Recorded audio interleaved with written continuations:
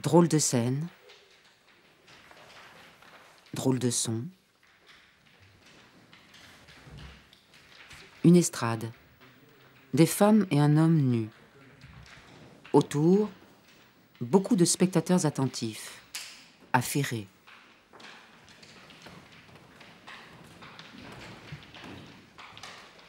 Nous sommes dans un atelier de l'École nationale des beaux-arts à Paris. Atelier, à la fois le studio où l'artiste travaille seul, le lieu où il apprend son métier et l'ensemble des personnages qui s'y rassemblent.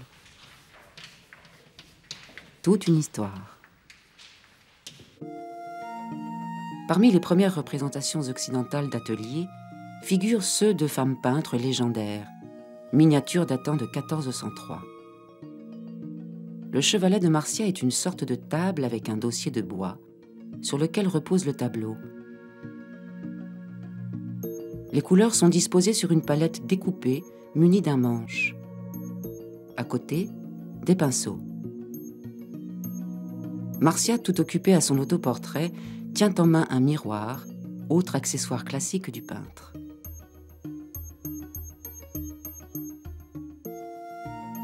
Tamar, une autre artiste, peint une Vierge à l'enfant.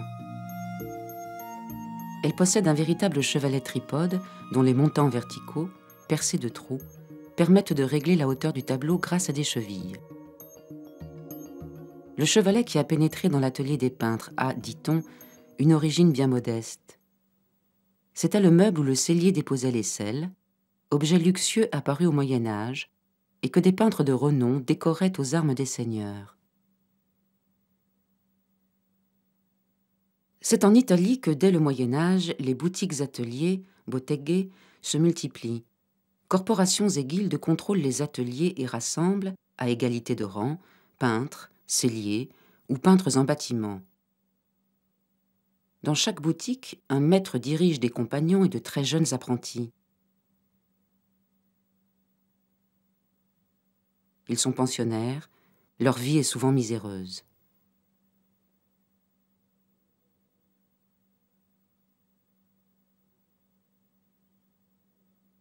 Écoutons le récit fait par Vasari du dramatique apprentissage de Taddeo Zuccaro qui, né en 1529, a quitté sa famille à l'âge de 14 ans.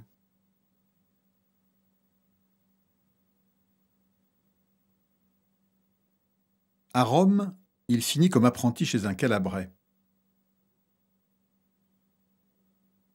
Sa mégère de femme et lui, non seulement l'obligeaient à broyer les couleurs jour et nuit, mais le privaient même de pain.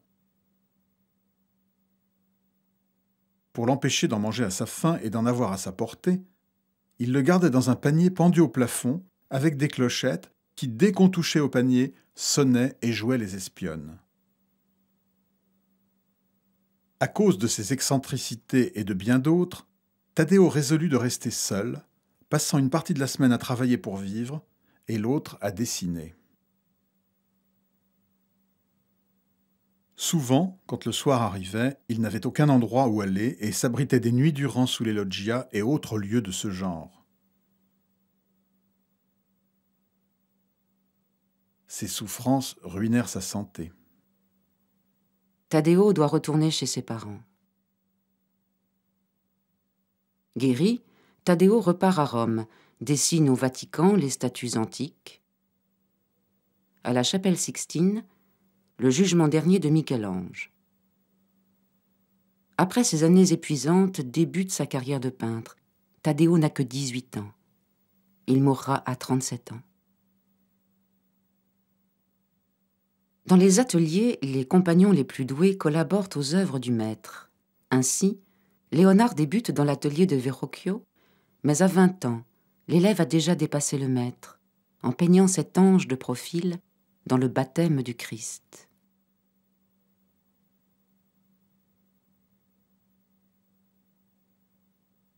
Il est possible de suivre l'évolution du statut du peintre à travers le thème prolifique de Saint Luc, peignant la Vierge. Saint Luc est peintre, dit la légende, et c'est guidé par la main de l'ange qu'il travaille. Dans la mise en scène du saint, le peintre tente d'affirmer sa propre dignité. c'est au milieu des meubles et des véritables instruments, toujours décrits avec réalisme, et dans ce qui pourrait être son propre atelier, que se déroule la scène sacrée.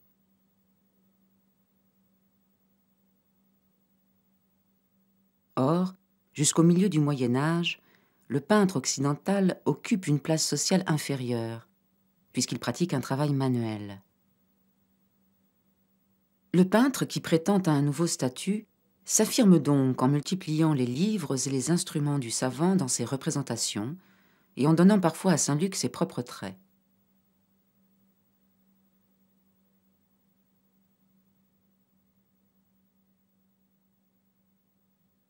À l'enseignement technique de l'artisan s'est ajouté, dès le XVe siècle, un enseignement théorique, grâce aux traités écrits par des peintres, Piero della Francesca, Léonard de Vinci, Albrecht Dürer. Une gravure de Jan van der Straat exécutée au XVIe siècle imagine l'atelier des frères Van Eyck tel qu'il fonctionnait un siècle plus tôt. On livre un panneau de bois, support d'un prochain tableau. Un assistant écrase les pigments à la molette sur une pierre à broyer. Un autre les mélange à l'huile de lin. Un apprenti dessine. Un troisième assistant dispose les couleurs sur la palette. Sur la table, godets contenant les peintures, pinceaux, coupelles, palettes, compas, modèle en plâtre copié par un élève.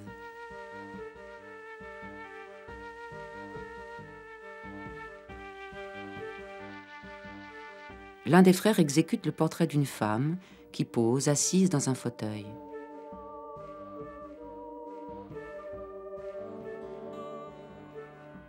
L'autre frère, habillé comme un gentilhomme, peint un Saint-Georges terrassant le dragon. C'est à Florence que naissent les écoles et les académies. Côme de Médicis et Michel-Ange créent au milieu du XVIe siècle la première académie officielle. Dès lors, académies et écoles se multiplient en Italie. Elles remplacent guildes et corporations artisanales. La base pratique est le dessin, d'après les sculptures antiques. À Rome, les fouilles ont exhumé toutes sortes de statues, copies romaines des chefs-d'œuvre grecs. Elles ont exhumé aussi de nombreuses architectures qui redonnent aux artistes le goût de l'Antiquité.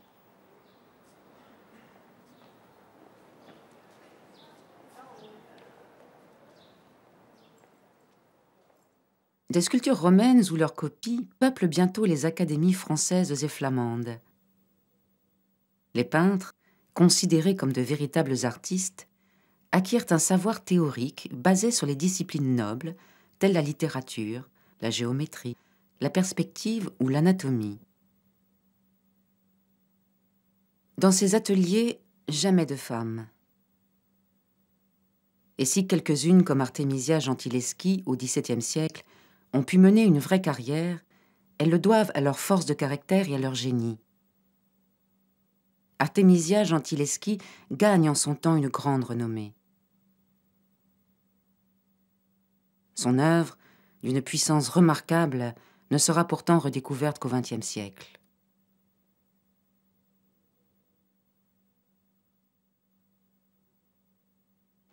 En rupture totale avec l'artisanat traditionnel, Rubens, gentilhomme et diplomate, est l'égal des princes. À Anvers, en 1615, il fait agrandir une simple suite de maisons et la transforme en palais à l'italienne sur le modèle de ceux qu'il a fréquentés lors de son séjour en Italie. Le peintre peut recevoir princes, dignitaires de l'Église et riches clients. Les nombreuses commandes font de son atelier une entreprise florissante. Il est entouré d'élèves remarquables. Anton van Dyck, Jacob Jordaens, Franz Snyders collaborent à certaines de ses œuvres.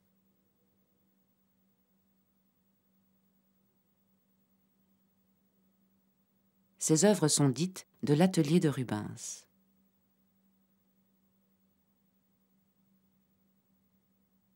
À la même époque, Rembrandt a lui aussi ses élèves et ses tableaux d'atelier.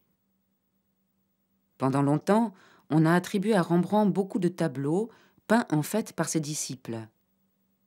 Tel cet homme au casque d'or, tableau d'une facture magnifique, mais que les analyses scientifiques ont fini par exclure du catalogue du peintre.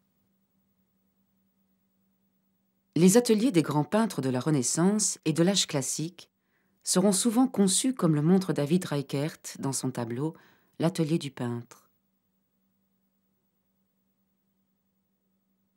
D'autres représentent des espaces plus modestes, traduisant mieux la position économique du peintre.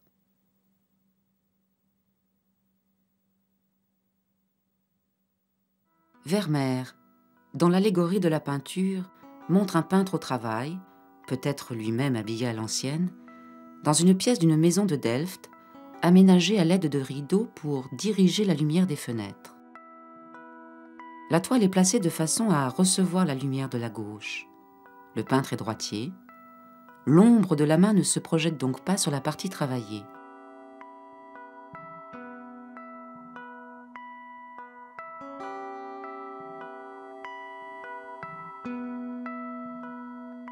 Dans plusieurs de ses autres tableaux, c'est l'ouverture ou la fermeture des rideaux ou des fenêtres qui fournit la lumière pour la scène représentée.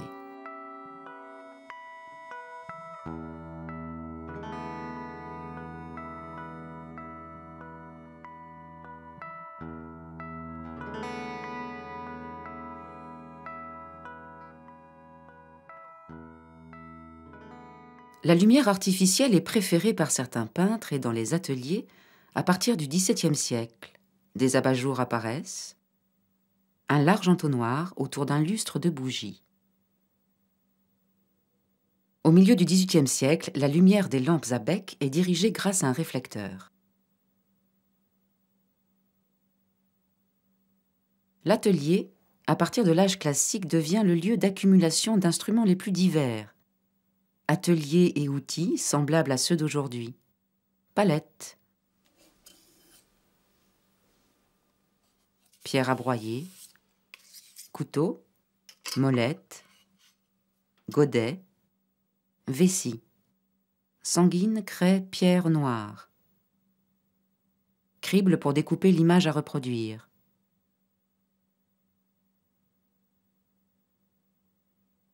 armoire à pigments, table de rangement, chevalet, échelle, pinceau, appuie-main, miroir pour le paysage ou pour l'autoportrait.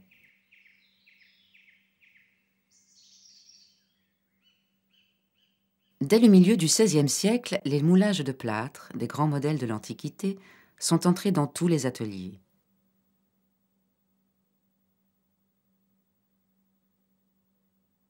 Vénus pudique. Le torse.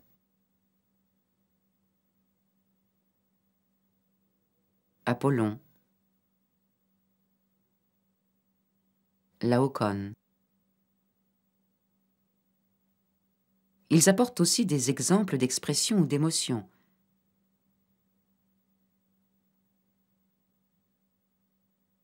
Les modèles seront longtemps diffusés par le dessin et la gravure, puis, à l'époque moderne, par la photographie.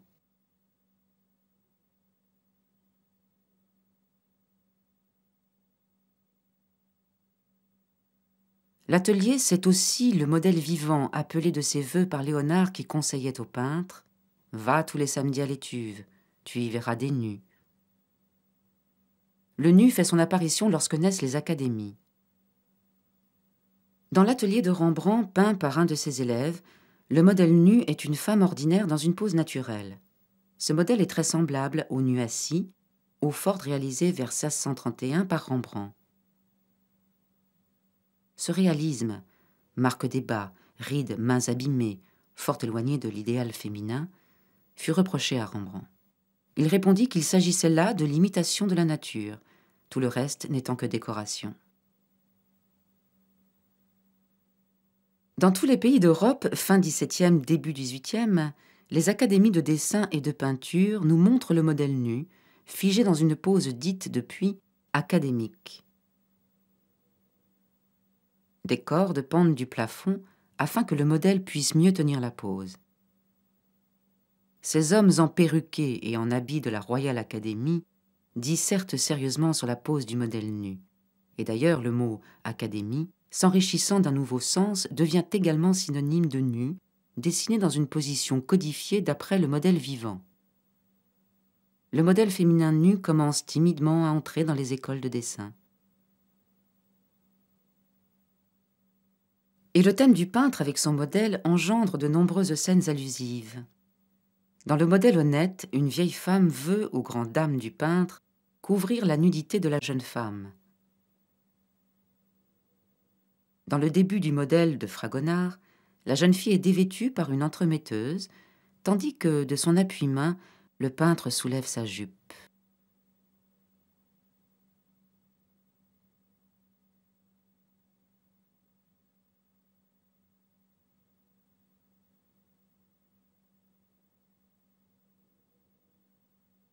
Le modèle nu deviendra en quelque sorte le blason de l'atelier, y compris jusque dans les photos de l'école des beaux-arts.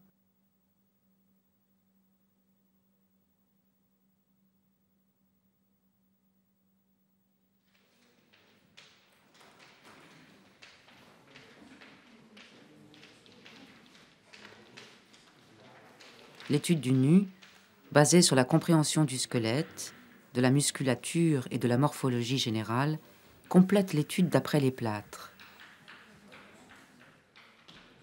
L'École nationale des beaux-arts ne s'ouvre aux femmes qu'à partir de 1887, et pour des cours qui leur sont réservés. Elle est mixte en 1930.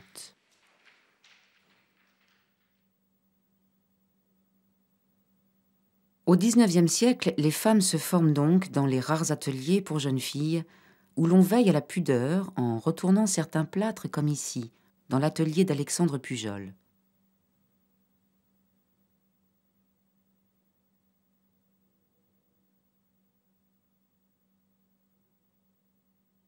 Mais le plus souvent, elles ne peuvent apprendre qu'aux côtés d'un parent, qu'elles assistent dans leurs travaux.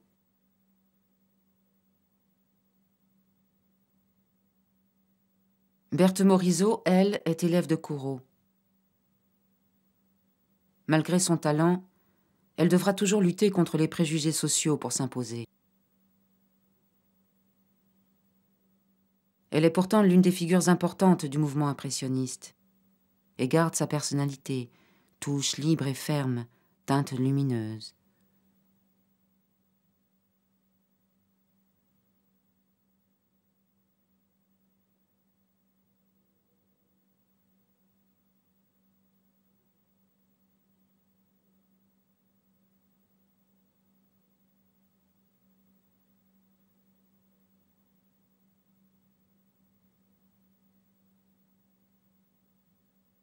Suivront de nombreuses femmes de talent au style personnel.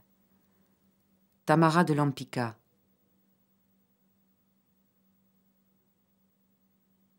Meret Oppenheim, Maria Elena Vieira da Silva et bien d'autres.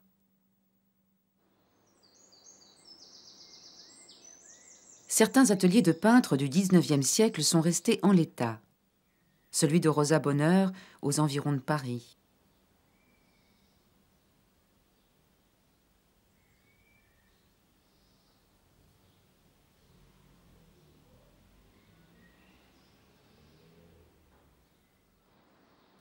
À Paris, l'atelier d'Eugène Delacroix.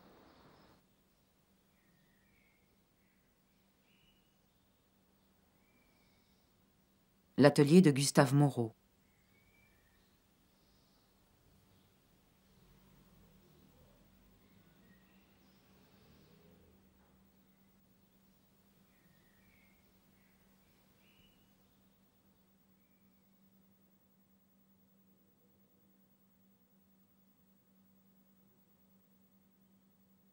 En ce XIXe siècle, les grands peintres officiels font de leur atelier un salon mondain, surchargé de meubles, de canapés, de tentures et d'antiquités.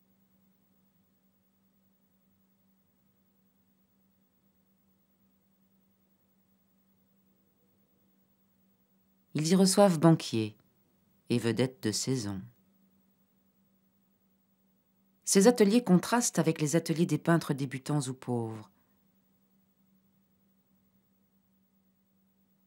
Sous pente mal éclairée, mal chauffée.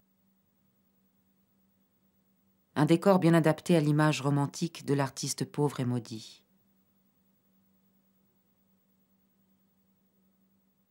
Chez les mondains, il est de bon ton d'avoir un atelier pour recevoir. Et d'ailleurs, à la Belle Époque, l'atelier devient une sorte de distinction sociale. Celui de Sarah Bernard rassemble meubles, tableaux, tapis, peaux de bêtes.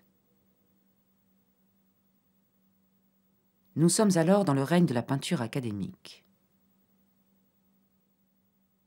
En réaction contre cette peinture qui semble à court d'inspiration, des peintres s'échappent du Paris mondain et du lieu trop fermé que devient l'atelier.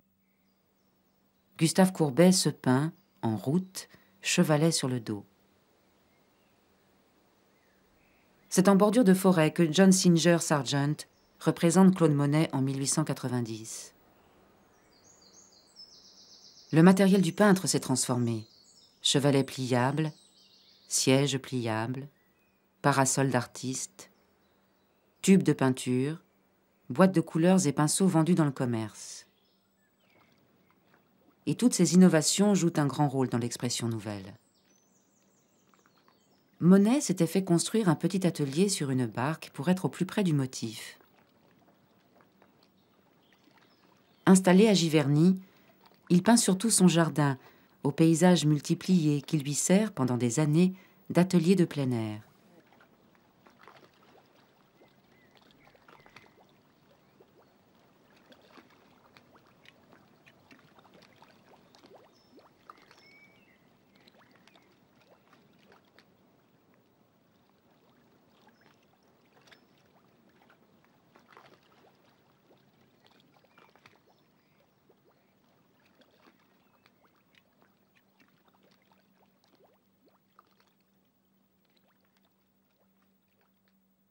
Pour composer les grandes toiles des nymphéas, il fera construire une sorte d'immense hangar-atelier.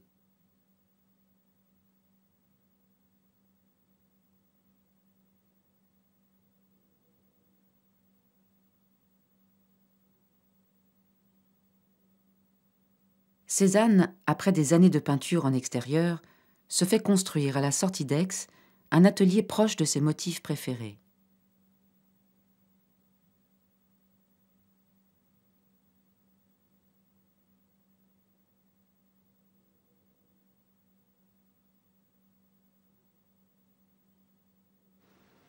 Au XXe siècle, les architectes placent dans certains immeubles de vastes ateliers avec verrières, particulièrement dans les quartiers déjà investis par les peintres, des peintres venus du monde entier.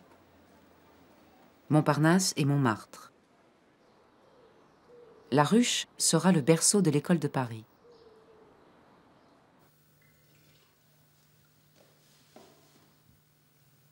Aujourd'hui, les techniques ont tellement varié que les artistes ne sont plus assujettis à des éclairages ou à des espaces particuliers.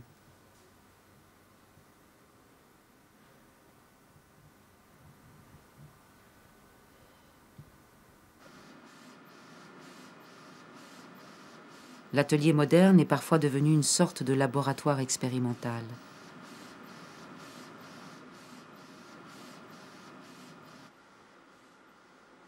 Mais l'atelier n'a pas une forme définitive, ni obligatoire. Francis Bacon est à l'étroit dans un petit atelier où peuvent à peine tenir ses tableaux de grand format. Il accumule images, livres, photos qui gisent à terre, qu'il piétine et qu'il exhume au hasard.